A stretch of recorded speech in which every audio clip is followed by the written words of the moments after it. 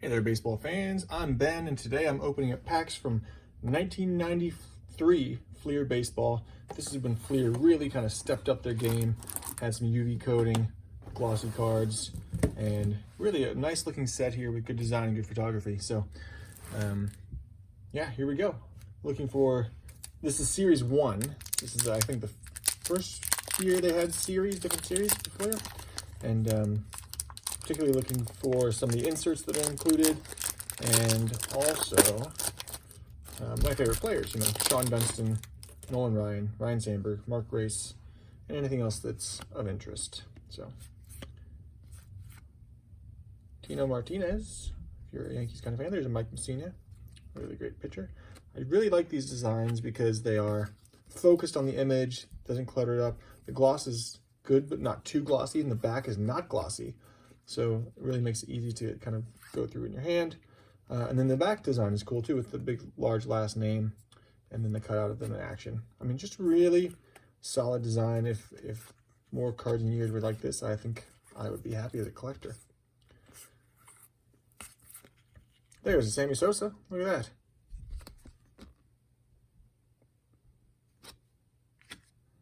Very nice. All right, let's see what we get here. Also, I'm going to be keeping a special eye out for Don Mattingly from my friend Paulie Packs. Paulie's Packs is another YouTube channel of baseball card opening. And we've got a good trade we're working where I give him Don Mattingly and he gives me Sean Dunston. Now, I realize in the collecting world, that would be a fairly uneven trade. Don Mattingly being much more popular than Sean Dunston. But really, none of these cards are worth a whole lot anyway. And I do like to be able to bolster my Sean Dunston collection. So, I'm happy with it. One thing I don't like about this set is that I hate these cello packs. I just find them impossible to open. And at least they don't leave residue on the cards, which is nice, but I just hate them. Foil packs, I think, are probably my favorite. Wax packs, actually. There's a Jonas Smoltz, really good. I actually really like wax packs. Mostly for the nostalgia. They actually are terrible for the cards. They leave stuff on the back a lot of times. They melt in, but they are easy to open, and they feel like baseball cards should feel when you're opening them. There's Mo Vaughn, if you're into that sort of thing. I'm not. And Eddie Murray, also a great hitter. There's one of those Tom Glavine inserts. Career highlights. You know, it's funny. I'm not sure why they chose Tom Glavine for this insert set here.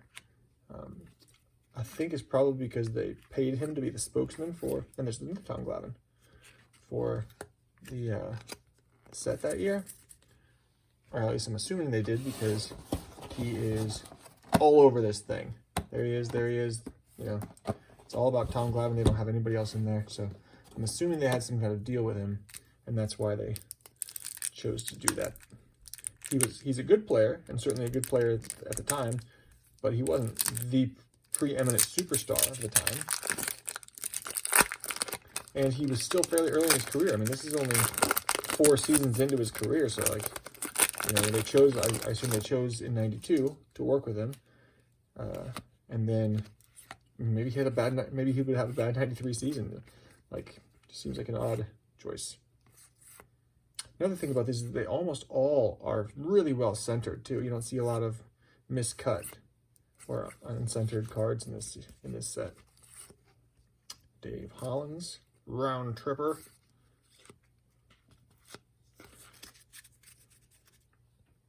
So I'm actually not getting a whole lot of great cards in these packs today.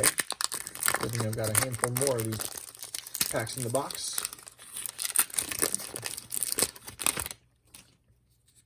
I think '93 was actually a really good year for cards. The Donruss set was really nice. The top set was better than previously. There's Robin Yet.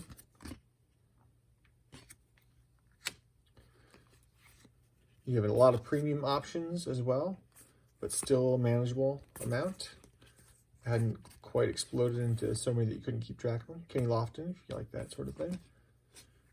So 93 was a good year for card collecting. It was really my last year. Oh, look at that. Ryan Sandberg. Right in my personal collection. So awesome. Super glad to get that one. Put that aside. And Pudge, Ivan Rodriguez. Another great player. Yeah, so 93 was kind of my last year personally collecting.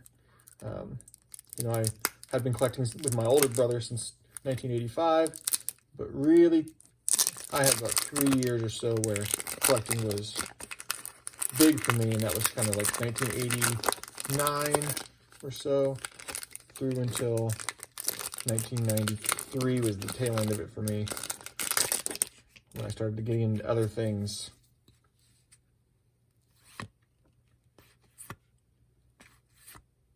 Look at that. Ryan Sandberg followed immediately by Sean Dunston. Love it. That's what I'm looking for. That's the kind of thing I like to see.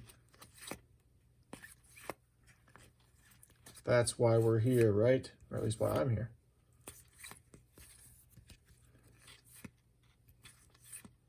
It's also a good design on these cards if you are looking to get through them fast, because you can just go, like, literally the names are right there. So you could just go like that and flip through them real quick and be done. The previous year, 1992 Fleer, was the opposite of that. It had a big name plate on the right-hand side of the card. So if you're right-handed, like I am, and I think most of the world, 90%, you had to like do a full pull-out, like it'd be like all the way over here, because the name would be down the side. So Jack Morris, and look at that, some weird random cut. Never had that before. That's odd.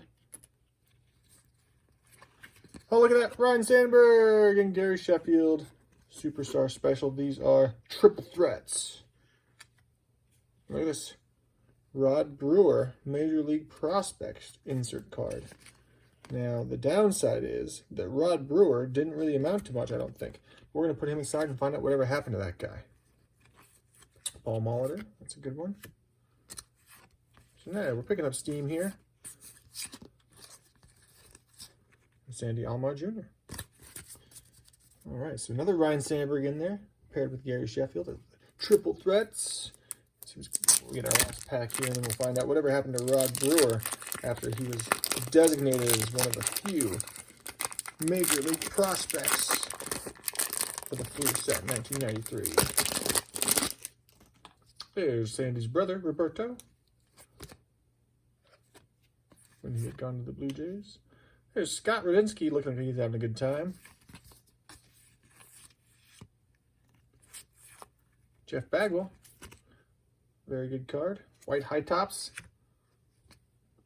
Edgar Martinez, another good one. League leaders.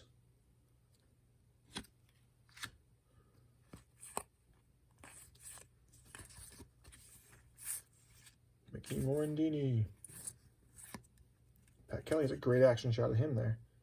Really nice. Nice job, Fleer. Oh, look at that. Barry Bonds, round trippers. It's a good card to pull aside too. So, all in all, not a bad session. 3 of my favorites. We've got this Rod Brewer. We've got Barry Bonds, Edgar Martinez, Jeff Bagwell, Paul Molitor, Jack Morris, Ivan Rodriguez, Robin Yount, Tom Glavine insert, John Smoltz, Sammy Sosa, and Mike Messina. So, pretty good haul there. I'll take it any day of the week. Now, let's find out what happened to Rod Brewer. He's a prospect.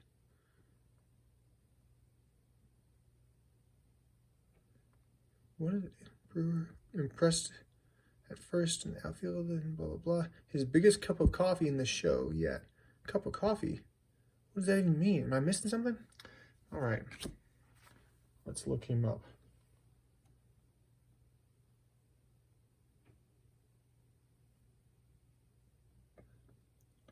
There he is.